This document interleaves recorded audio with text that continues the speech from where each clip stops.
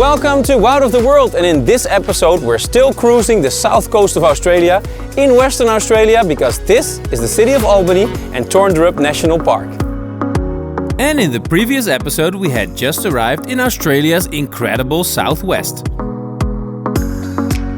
In the town of Esperance we drove the Great Ocean Drive.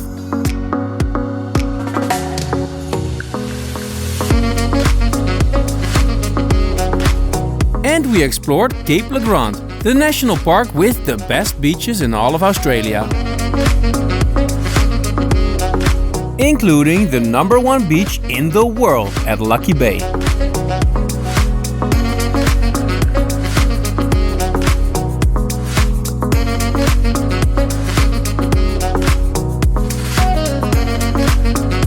We now drive our four-wheel drive camper of WA experts into the outback. It was so sad that we had to leave Esperance, but we're still on our way, making the road trip all the way to Perth, and within 3 hours we reach this bush campsite. We'll be putting up camp right over there with the 2 rooftop tents, and it's just 1 more hour to Albany, our next destination in Western Australia. Love it!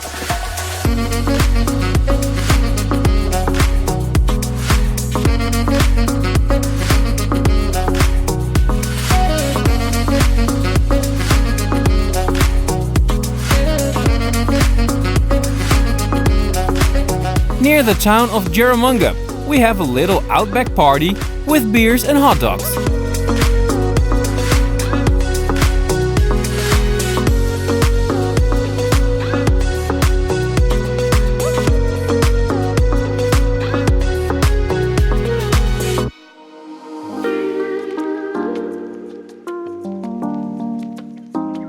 At the Pellenab River, we couldn't get any more into the wild. And that's still why we love Australia so much.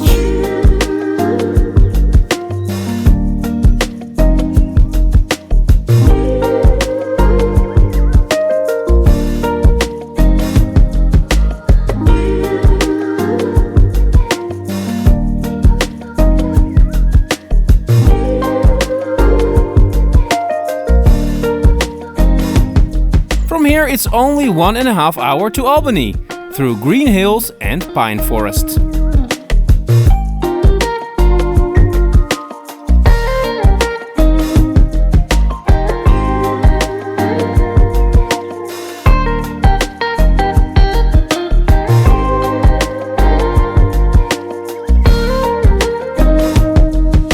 And how is this for a campsite?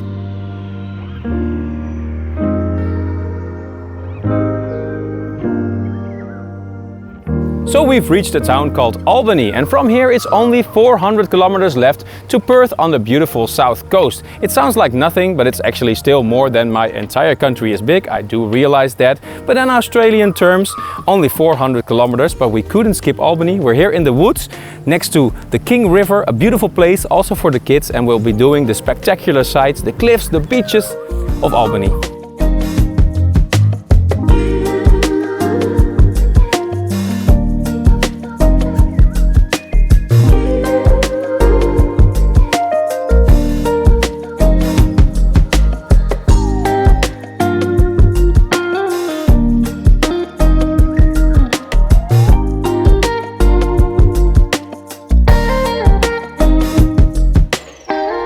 Kangaroo paradise again, guys. 5 of them over there.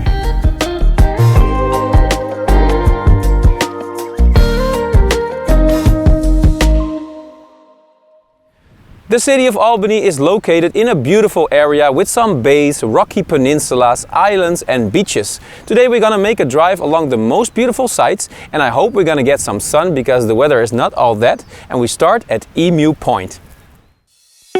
We see straight away that Albany has the most beautiful bus stops.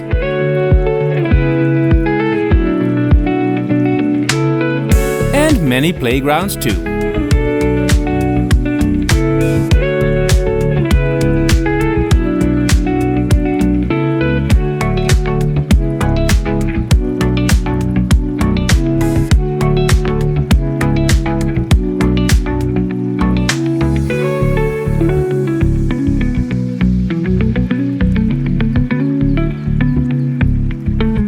Point has clear and shallow water and is therefore great for swimming and heading out for a picnic. It's a narrow strait connecting Oyster Harbour and King George Sound.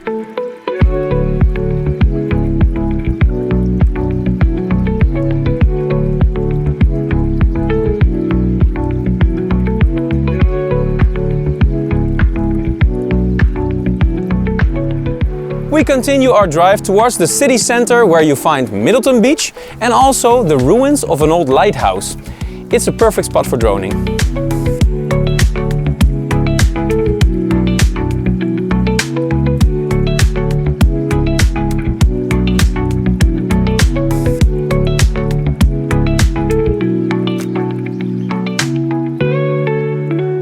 Across the water we can already see Vancouver Peninsula, and this here is Shoal Bay. The lush nature we'll be exploring next.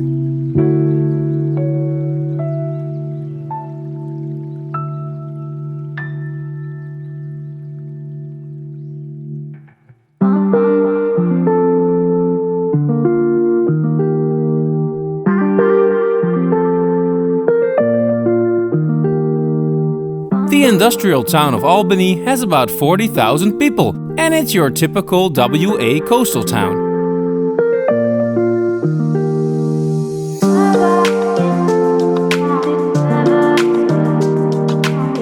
It's the history as a whaling and fishing town and the nearby Coastal National Park that make this town so unique and popular with tourists.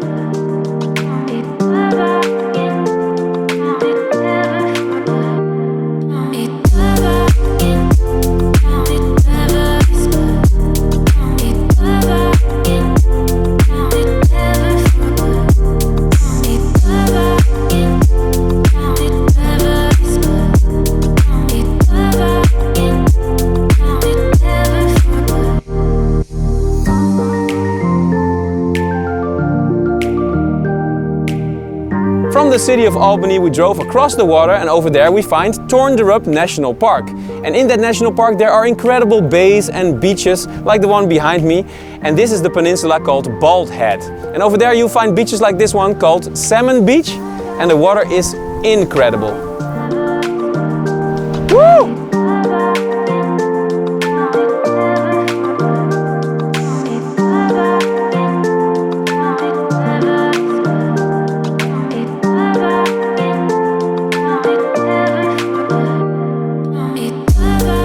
From July to January, this coast is full of salmon, before they head west to breed in the Indian Ocean.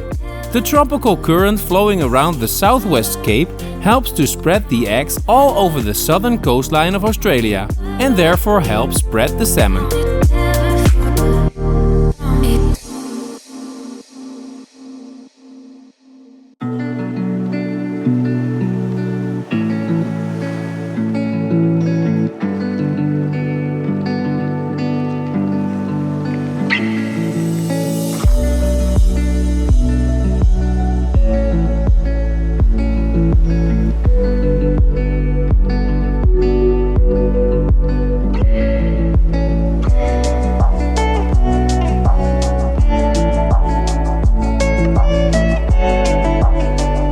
The drive through Torndirrup National Park is short but breathtaking, with a completely different landscape around every corner.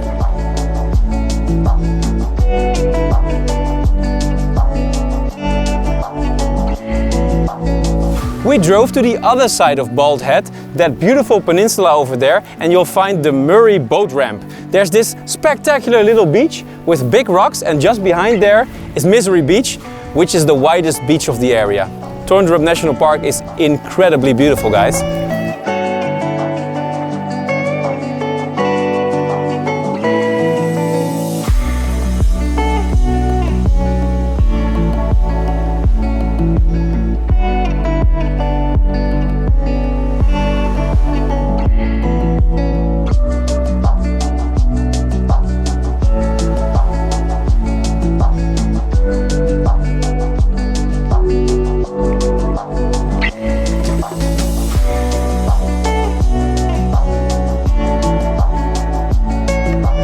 Who on earth named this place Misery Beach? This pure and untouched corner of Australia is one of the most stunning natural places we have seen on the Big Lap.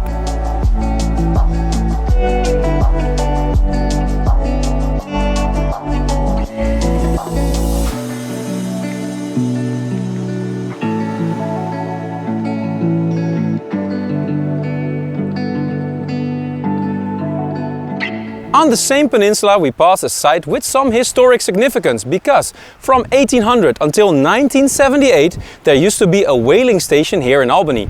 And not just a whaling station, it was actually the last one to close and stop hunting for whales in 1987. So for 178 years people would go out here and kill whales. And now you can just see the boat where this used to happen and the entire area and the station. Yeah, and it's a beautiful place.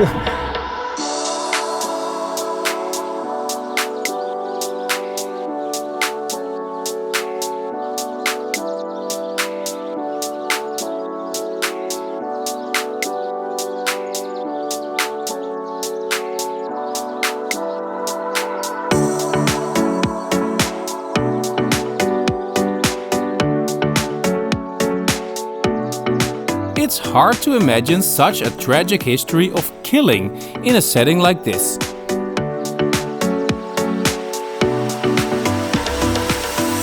The connecting beach with that insane blue painting in the water is called Whaling Cove Beach.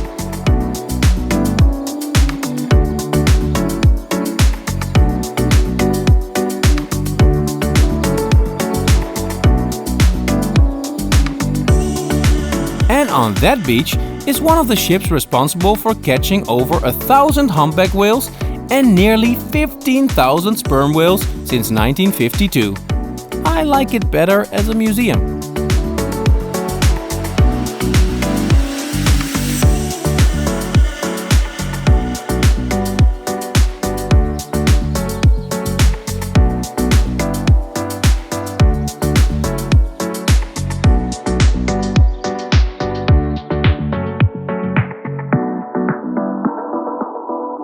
Just one more beach to go. This here is Frenchman's Beach, named after Frenchman's Bay. That's the entire area, the entire water in front of us.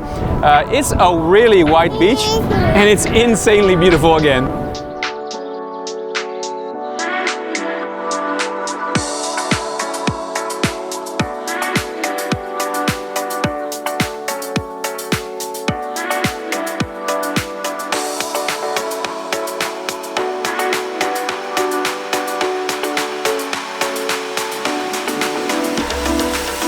Frenchman Bay Beach is probably your best pick for spending a day at the beach near Albany. It's easily accessible, has some facilities and shallow waters for swimming.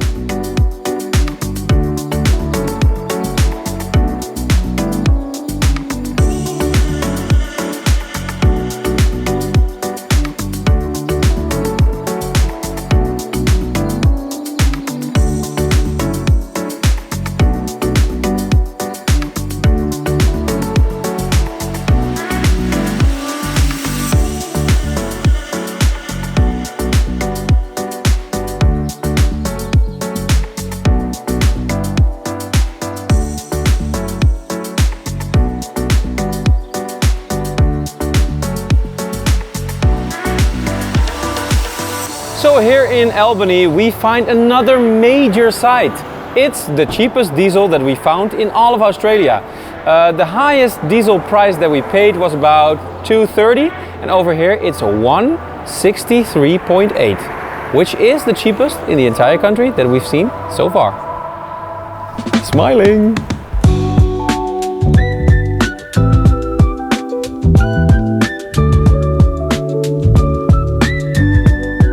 After so many kilometers on expensive gas, you can imagine our happiness.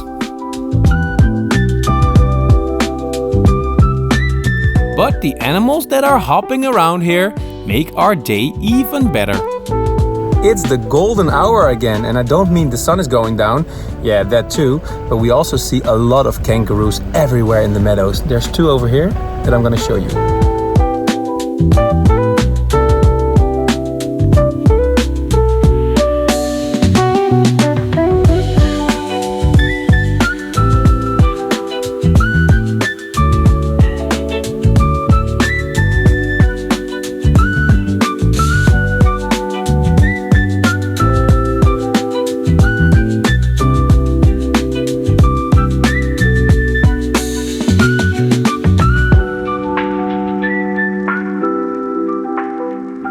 that's it, unfortunately, for this episode here in Albany. But we'll be driving the south coast all the way to Perth, and the next stop will be Denmark. So we're going to Europe? No, Denmark, Western Australia. See you there.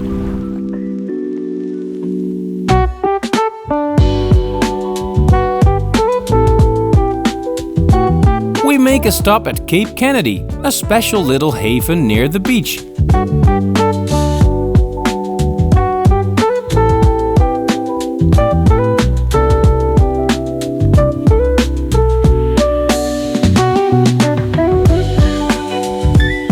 And we go wine tasting in Denmark.